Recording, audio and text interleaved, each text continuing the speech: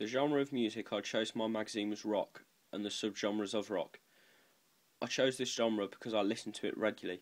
Due to this, I already have a decent knowledge of this genre, which would massively help when it came to creating my final product. Before starting my final product, I looked at existing music magazines of the same genre. The magazines I analysed were NME and Q. This also helped informing my final product and the conventions that went with the rock magazine. The first convention that I noticed was the sans serif font used on the front cover for the cover lines of NME and Q. I decided to go against this convention because I believed that it looked more aesthetically pleasing on the page. I also think it would attract an older audience as it looks more sophisticated, which is important as I want my magazine to be for a large age range. So by using a more sophisticated font to show that there is older artists inside the magazine. Another convention that I noticed was the masthead was positioned in the top left-hand corner of both NME and Q, with the main image covering a small part of the masthead. The mastheads of the magazines were both different, with the NME being a sans serif font and Q being a serif font. This made it difficult to choose which font I would choose for my masthead, but in the end I chose a sans serif font as it dominates the page and stands out more on the page.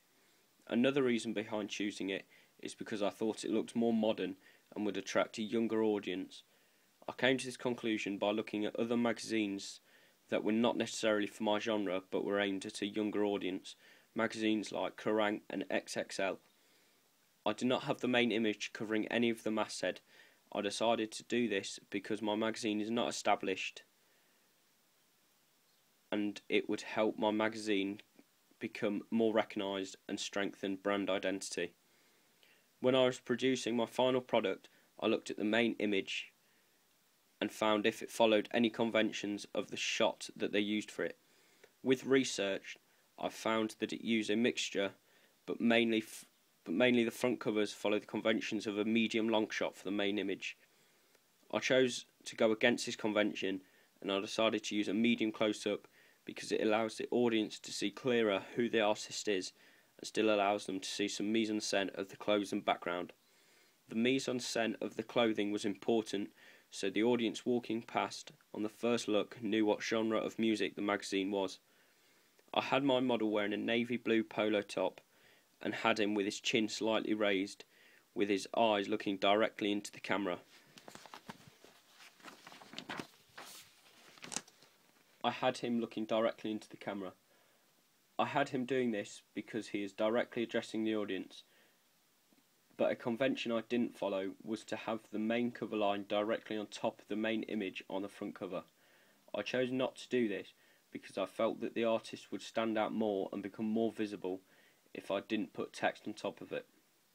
Also, I believe that the page looked neater without text on the top of the main image. The next thing I looked at was the price and frequency of music magazines of my genre and music magazines aimed at similar audiences. The frequency of the magazine varied depending on the contents of them.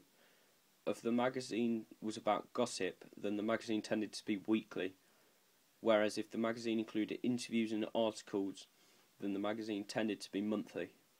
My magazine is mostly interviews, previews and articles, but also tells the readers where the closest gigs are for bands of the genre. For that reason, I decided to make the magazine a monthly magazine. I then looked at the price of the existing weekly magazines and also used my questionnaire results. And because 34% of people that answered the questionnaire said that they would pay between £3.50 and £3.99, I decided to price the magazine at £3.69. I chose this because potential readers said that they would be willing to pay that much for a monthly magazine. By making the magazine monthly, it meant I could charge a higher price for the magazine, and that is what I did. The font I used for the body text of my article was size 11. By following this convention and choosing the size font I did, meant that the text is easy to read for the reader. Also, by following the convention, it means that readers of the magazines that have read other music magazines will be used to reading this size font. Other conventions that I kept to was the plain background behind the main image on the front cover.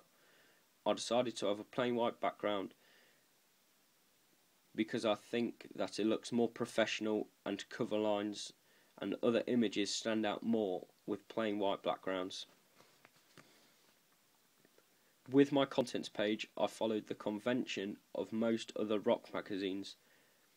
I had two main images on the page, with the cover line on top of the image, with all the other cover lines being to the side of the image, and having to separate columns for the regular articles in the magazine, and another for the featured articles and interviews. I also included an editor's letter, which isn't particularly conventional to the contents pages of the magazines I analysed, but was a convention to have one somewhere in the magazine. Also, I included on the contents page was an advertisement for a cheap subscription to the magazine. This was conventional to the contents pages I looked at, and also decided to put it there because the contents page is a page where readers always look at.